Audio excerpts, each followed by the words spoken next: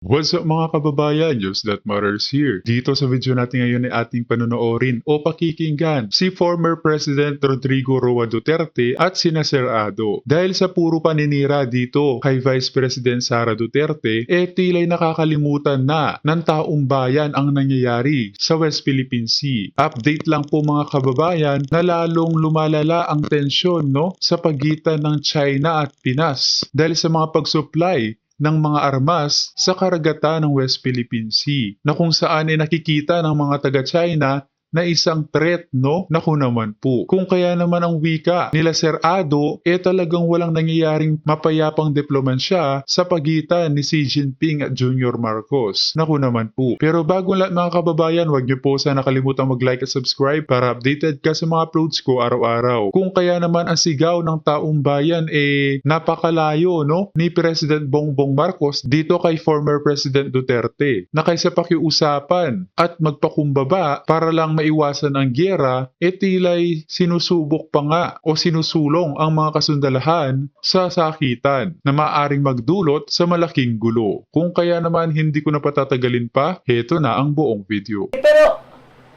bakit pa kayo kasi nakialam sa armed forces? Bakit hindi nyo na ipaubaya ito lahat? Bakit daldal ng daldal, ginugoyo nyo si Marcos na wala man lang alam yan? Dapat ipaubaya nyo na sa diplomacy. Tingnan nyo yung mga pinaggagawa ni Duterte. Correct. Na walang-wala tayo noon, wala tayong saging, wala tayong kung ano-ano. Pero look what Duterte did during those times when he assumed office. Ito, tingnan mo. Ang ating banana, pineapple, hindi na tinatanggap. So I had to go to China to ask them, President Xi Jinping, Sir, what is wrong with our products? We used to export to your country in so many volumes. Why are you now stopping it? Hindi na, wala nang bumibili ng banana natin para sa feeds na lang. Totoo. So sabi ko, bakit? Pati yung pineapple, what's wrong?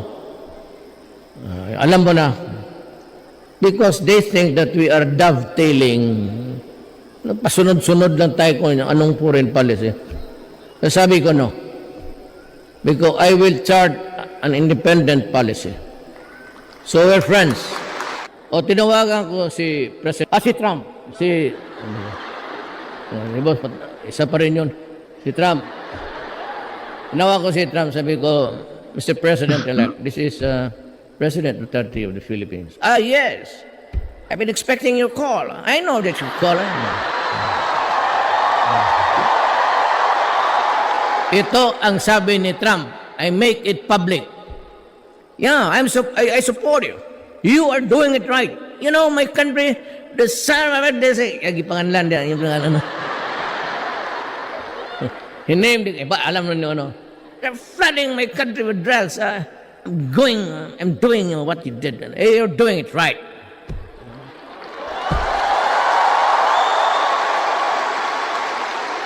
Alam mo, si Trump is a realist, a pragmatic thinker.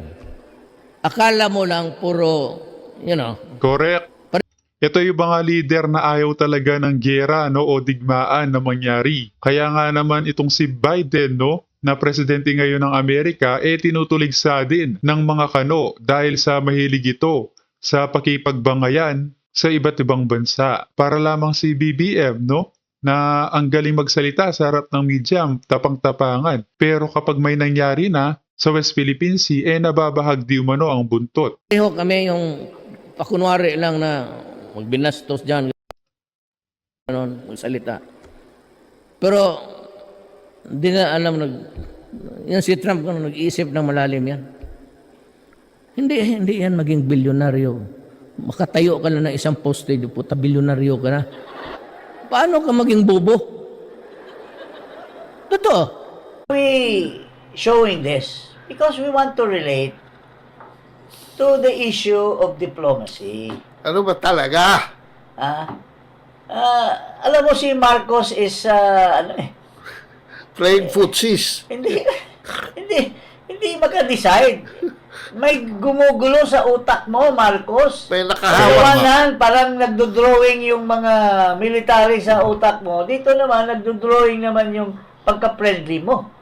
Correct. But you cannot Balimbing. get it right. But the thing that is really right is the diplomatic way. Utusan mo na si Manalo, just like what happened in Duterte's time. Hindi kagaya nung panahon ni Noynoy na mayroong mga gunggong na nakikialam. Ngayon, mayroon ka pang panahon. Konti na lang, Marcos. Kasi if you don't make it right, well, you'll never know. The Lord God might put all the heavens against you. All the earthquakes and the thunder. If you will not do the right thing on the issue of South China Sea. Tulad nitong susunod. Tulad dito, ito, galitan China eh. Dahil hanggang ngayon, nandiyan pa yung mga bawal yan sa konstitusyon, yung magdagay ng mga Offensive weapons of destruction. Tulad ng Thunder, tulad ng mga HIMARS, nandiyan, dinala nyo dyan sa mga bases. Ito, Basahin natin ito. galit ang China, ayan. Alam mo, double face eh. Dapat sana, wala talagang Correct. ganun dapat sa loob ng ating bansa. Unang-una, it's against the Constitution. Pangalawa, it Tama. brings anxiety to our people, knowing that these things are there. At Kaya nga, tin-trigger eh. tutumbukan tayo ng China. Pangatlo, bakit natin kailangan yan? Kung ang ating alternative is diplomacy. Di ba? So ano ba talagang foreign policy mo? Magmula nung nag-shift siya ng foreign policy from using the Department of Foreign Affairs as its its main and lead agency, nag-shift siya dito sa Armed Forces. Nakialam itong Anyo, nakialam itong Gibo. Hindi, yung isang yung ulok na lalaki.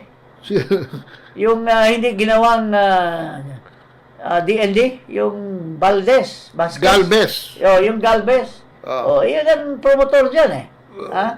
Nagdala nito mga EDCA na ito.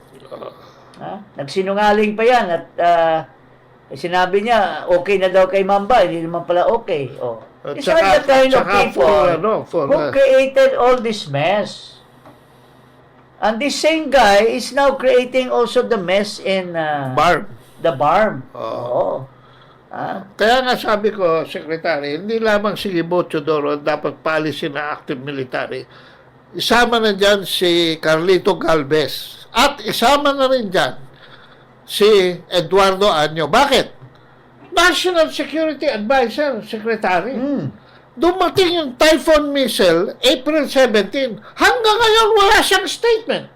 Wala siyang formal statement. He is the chief spy in this country. Wala siyang assessment kung ano yung dumating. Tama. Offensive weapon. At saka, mayroon ng demand. Nag-threaten na rin yung Russia and China. Nauna pa sila. Correct. Na, hoy, bakit nagdala kayo yan? Gusto ba rin kaming magdala at maggera tayo? Kasi kaya din namin magdala niyan.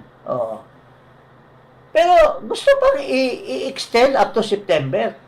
At nakakatawa, kung ititrain mo yung mga tao, tapos iwawari mo rin yan, anong gagamitin sa, anong klaseng training ngayon yan? Wala. Maggera, may alam ka sa paggamit, pero wala kang gagamitin.